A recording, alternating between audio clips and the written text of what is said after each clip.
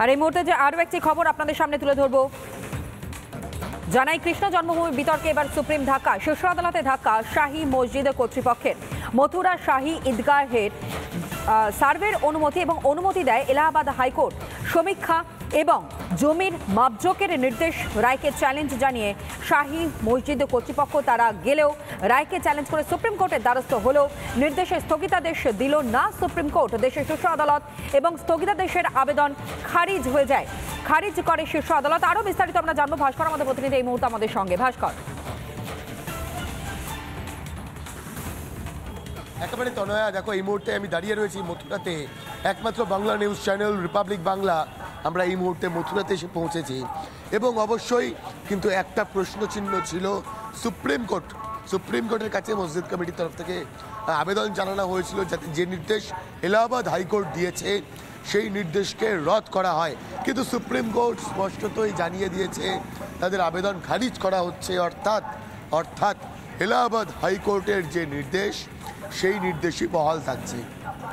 দেখো, নিঃসন্দেহে দাঁড়িয়ে কিন্তু এলাহাবাদ হাইকোর্টের যে নির্দেশ সেই নির্দেশের পর অনেকেই বলছেন যে অযোধ্যার পর তাহলে কি এবার মথুরা শ্রীকৃষ্ণ জন্মস্থান, যে জন্মস্থান নিয়ে বা তার সংলগ্ন যে মসজিদ নিয়ে এত প্রশ্ন, সেই বিতর্কের অবসান কি এবার হতে চলেছে? কি পাওয়া যাবে খনন কার্যের পর নিচ থেকে, অর্থাৎ গর্ভগৃহ থেকে কি পাওয়া যাবে? সেক্ষেত্রে দাঁড়িয়ে পরবর্তী ক্ষেত্রে কি সিদ্ধান্ত নেবে? একাধিক বিষয় রয়েছে তনয়া।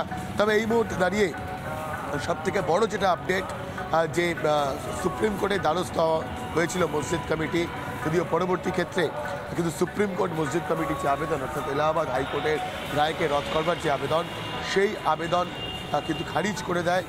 অর্থাৎ এলাহাবাদ হাইকোর্টের যে রায়, সেই রায়কে বলবৎ করার জন্য আর কিন্তু কার্যত কোনো বাধা এই মুহূর্তে রইল না।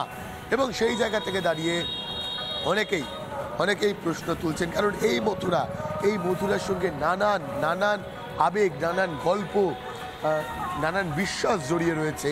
এবং সেই জায়গা থেকে অবশ্যই বারবার করে কিন্তু একটা দাবিও এসেছিল যে অযোধ্যার পর এবার মথুরার ক্ষেত্রে যে ডিসপুট রয়েছে বা মথুরার ক্ষেত্রে যে বিতর্ক রয়েছে সেই বিতর্কের অবসান হোক।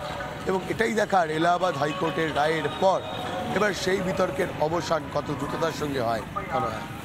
একেবারেই তাই। একেবারে মথুরা থেকে সরাসরি আমাদের প্রতিনিধি ভাস্কর ছিল, ধন্যবাদ জানাবো ভাস্কর তোমায়।